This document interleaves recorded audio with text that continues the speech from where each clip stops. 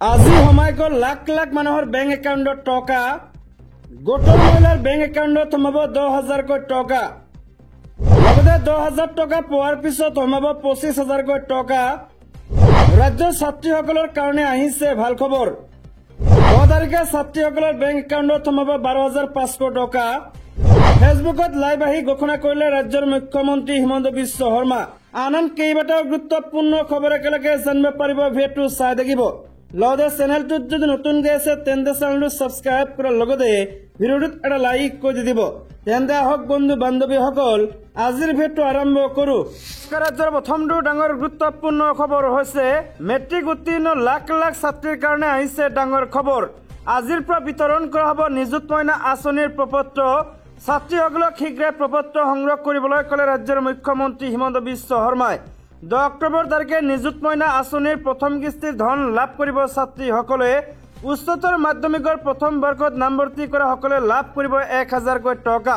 দ্বিতীয় বৰ্গত উন্নীত হলেও এই টকা লাভ কৰিব পাৰিব। স্নাতকোত্তৰত নামভৰ্তি কৰা ছাত্ৰীসকলে পাব 12,500 টকা। বিশ্ববিদ্যালয়ত পঢ়িলে 2,500 টকাকৈ পাব প্ৰতি মাহে। ঘোষণা কৰিলে ৰাজ্যৰ মুখ্যমন্ত্ৰী হিমন্ত বিশ্ব শৰ্মাই। ফেচবুকত লাইভ আহি এই মন্তব্য কৰিছে ৰাজ্যৰ মুখ্যমন্ত্ৰী হিমন্ত বিশ্ব শৰ্মাই। ৰাজ্যৰ দ্বিতীয় ডাঙৰ খবৰটো হৈছে গোটৰ মহিলাৰ একাউণ্টত সোমাব 10,000কৈ টকা। মুখ্যমন্ত্ৰী হিমন্ত বিশ্ব শৰ্মাই কোৱা অনুসৰি এইটো মাহত বা অহা মাহৰ 15 তাৰিখৰ আগতে সোমাব 10,000কৈ টকা। আত্মসহায়ক গোটৰ মহিলাৰ বেংক একাউণ্টত পোনপটীয়াকৈ জমা কৰিব 10,000কৈ টকা। যাতে গোটৰ মহিলাই নিজে কিবা এটা কৰিব পাৰে তাৰ ওপৰত লক্ষ্য ৰাখি অসম চৰকাৰে জমা কৰিব 10,000কৈ টকা। টকা কোনে কোনে পাব চাওক। গছপুলিৰ ফটো দিয়া মহিলা, ডিবিটি লিংক থকা মহিলা, 3টা বা 4টাৰ তলত সন্তান থকা মহিলা, গোটৰ মেছেজ পোৱা মহিলা।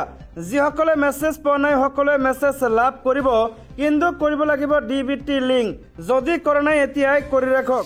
অৰুণোদয় আঁচনিৰ টকাসমূহ আৰম্ভ হৈছে আপোনালোকৰ বেংক একাউণ্টত। ৰাজ্যৰ আন এটা গুৰুত্বপূৰ্ণ খবৰ হৈছে চিৰাঙৰ টুক্ৰাঝাৰত BTC প্ৰশাসনৰ উদ্যোগত ৰাষ্ট্ৰীয় হস্ততাঁত দিৱস পালন। ভাৰতবৰ্ষৰ বিশ্ব প্ৰসিদ্ধ হস্ততাঁত বস্ত্ৰশিল্পক অধিক উদ্ভাৱনমুখী আৰু ব্যৱসায় দিশত উৎপাদন বৃদ্ধি কৰাৰ লক্ষ্যৰে সমগ্ৰ দেশজুৰি আজি 10ম সংখ্যক ৰাষ্ট্ৰীয় হস্ততাঁত দিৱস উদযাপন কৰা হৈছে।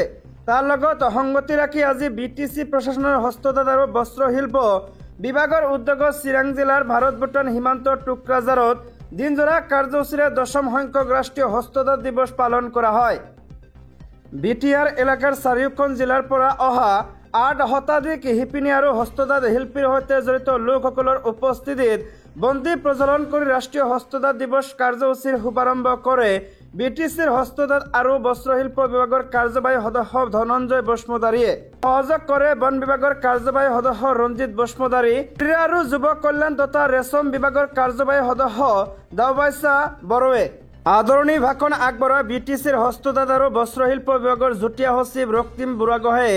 তাৰপিছত বিভাগীয় কাৰ্যবাহী সদস্য ধনঞ্জয় বসুমতাৰীয়ে তেওঁৰ ভাষণত কয় যে BTCৰ প্ৰধান প্ৰমোদ বড়োৰ নেতৃত্বত BTR এলেকাত কাৰ্যবাহী হোৱাকৈ যিসমূহ উন্নয়নমূলক কাম কাজ হৈ আছে তাৰ মাজত অন্যতম হিচাপে বিবেচিত হৈছে BTCৰ হস্ততাঁত আৰু বস্ত্ৰশিল্প বিভাগৰ কাম কাজ। কাৰণ BTCৰ এলেকাত এই হস্ততাঁত আৰু বস্ত্ৰশিল্প বিভাগৰ কাম কাজসমূহ বাস্তৱায়িত কৰাৰ বাবে বহুকেইটা উল্লেখযোগ্য পদক্ষেপ গ্ৰহণ কৰা হৈছে। BTR এলেকাত 300 গৰাকী শিপিনীক লৈ এটাকৈ ক্লাষ্টাৰ কৰি দি আন্তঃগাঁথনিৰ কাম কৰি দিয়া হৈছে। তদুপৰি আৰ্থিক সাহায্য প্ৰদান কৰাৰ সিদ্ধান্ত গ্ৰহণ কৰা হৈছে। লক্ষ্য হৈছে আগলৈ এই অঞ্চলত হস্ততাঁত তথা বস্ত্ৰশিল্প ব্যৱসায় ভিত্তিত উৎপাদন কৰি এই হস্ততাঁত শিল্পীৰ সৈতে শিপিনীসকলক আৰ্থিক দিশত স্বাৱলম্বী কৰিব পাৰি। BTR এলেকা হস্ততাঁত আৰু বস্ত্ৰশিল্পৰ উন্নয়ন আৰু ভৱিষ্যত সন্দৰ্ভত কাৰ্যবাহী সদস্য ৰঞ্জিত বসুমতাৰী, দাওবাইচা বড়ো আৰু ৰাকেশ ব্ৰহ্মই ভাষণ আগবঢ়ায়। আজিৰ এই ৰাষ্ট্ৰীয় হস্ততাঁত দিৱসৰ কাৰ্যসূচীত BTC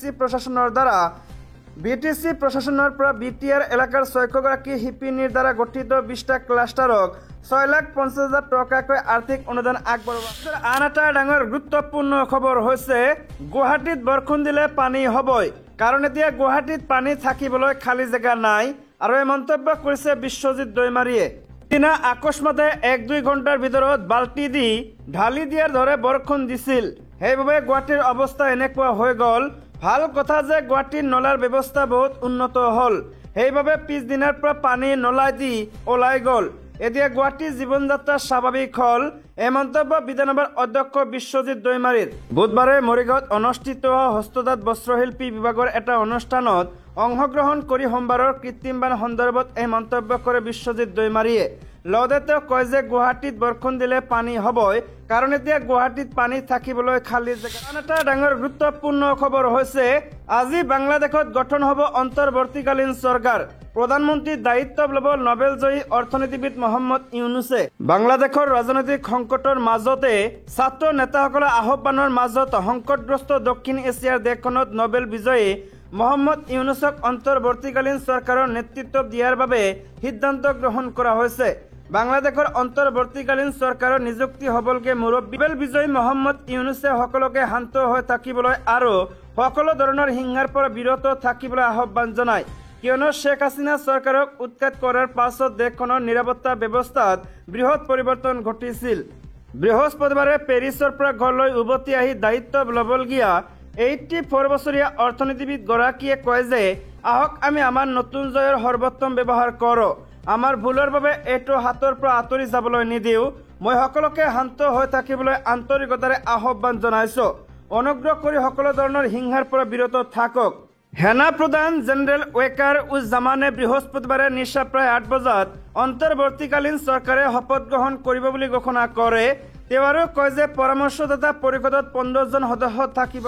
ৰাজ্যৰ আন এটা ডাঙৰ গুৰুত্বপূৰ্ণ খবৰ হৈছে গুৱাহাটীত পুনৰ ধাৰাসাৰ বৰষুণ। মহানগৰবাসীক ভিতৰতে থকাৰ আহ্বান মুখ্যমন্ত্ৰী হিমন্ত বিশ্ব শৰ্মাৰ। গুৱাহাটীত পুনৰ ধাৰাসাৰ বৰষুণ। এজাক বৰষুণৰ পিছতে মহানগৰীৰ প্ৰান্তে প্ৰান্তে বানৰ সৃষ্টি হোৱা পৰিলক্ষিত হৈছে। সোমবাৰে হোৱা বান এতিয়া শুকোৱা নাই মহানগৰীৰ বহু স্থানত। তেনে সময়তে আজি বিয়লি পুনৰ এজাক বৰষুণে বুঢ়াই পেলালে মহানগৰীৰ বিভিন্ন প্ৰান্ত। মহানগৰীত বৰষুণ আৰম্ভ হোৱাৰ লগে লগে গুৱাহাটীবাসীলৈ মুখ্যমন্ত্ৰীয়ে জনালে বিশেষ আহ্বান। মহানগৰবাসীক ভিতৰতে থকাৰ আহ্বান জনালে মুখ্যমন্ত্ৰী হিমন্ত বিশ্ব শৰ্মাই। লগতে অপ্ৰয়োজনীয় যান বাহন ব্যৱহাৰ নকৰাৰ বাবে আহ্বান জনায় মুখ্যমন্ত্ৰীয়ে। একযোগে এটা পোষ্ট কৰি মুখ্যমন্ত্ৰীয়ে GS ৰোড আৰু ডাউন টাউন হস্পিটেলৰ দিশে নাযাবলৈ জনসাধাৰণক আহ্বান জনায়। এটা ডাঙৰ গুৰুত্বপূৰ্ণ খবৰ হৈছে এদিনীয়া ক্ৰিকেটত অভিষেক ৰিয়ান পৰাগৰ। ৰিয়ানক লৈ ডাঙৰ কথা ক'লে বিৰাট কোহলীয়ে। আন্তঃৰাষ্ট্ৰীয় এদিনীয়াত অসম সন্তান ৰিয়ান পৰাগৰ অভিষেক। প্ৰথমবাৰলৈ এদিনীয়া দলৰ মূল একাদশত স্থান পালে ৰিয়ান পৰাগে। ভাৰতীয় দলৰ হৈ এদিনীয়া ক্ৰিকেটৰ মূল একাদশত স্থান পোৱা প্ৰথমগৰাকী অসমীয়া হিচাপে পৰিগণিত হ'ল ৰিয়ান পৰাগ। বিৰাট কোহলীৰ পৰা কেপ গ্ৰহণ কৰিলে ৰিয়ানে। ৰিয়ান পৰাগক ভাৰতীয় জাতীয় দলৰ কেপ দিয়াৰ পূৰ্বে ৰিয়ান পৰাগ উৎসাহিত কৰি বিৰাট কোহলীয়ে ক'লে বহু কথা। ৰিয়ান পৰাগক উদ্দেশ্যি বিৰাট কোহলীয়ে ক'লে, ভাৰতীয় দলৰ হৈ প্ৰথম এদিনীয়া খেলাৰ বাবে ৰিয়ানে প্ৰথমে তোমাক অভিনন্দন। ক্ৰিকেটত আমি সকলোৱে জানো যিসকলে তোমাক নিৰ্বাচন কৰিছে তেওঁলোকে তোমাক চাই আছে আৰু তোমাৰ ওপৰত বিশেষ দেখা পাইছে। গৌতম গম্ভীৰ ৰোহিতৰ সৈতে কথা পাতি জানিছো যে তোমাৰ ওচৰত মেজিক কৰাৰ ক্ষমতা আছে। তোমাৰো নিশ্চয় বিশ্বাস আছে। আমাৰ সকলোৰে তোমাৰ ওপৰত বিশ্বাস আছে। আন্তঃৰাষ্ট্ৰীয় কেৰিয়াৰ আৰম্ভণি কৰাৰ বাবে এয়াই তোমাৰ উত্তম সময়। বেটিং বলিং আৰু ফিল্ডিঙৰে তুমি ইম্পেক্ট প্ৰদান কৰিব পৰা। এদিনীয়া 256 কেপ পিন্ধি ভাৰতীয় দলৰ হৈ আন্তঃৰাষ্ট্ৰীয় এদিনীয়া ক্ৰিকেট আৰম্ভ কৰিলে ৰিয়ান পৰাগে। 6 জুলাইত জিম্বাবৱেৰ বিৰুদ্ধে T20 ক্ৰিকেটত অভিষেক ঘটিছিল ৰিয়ান পৰাগৰ।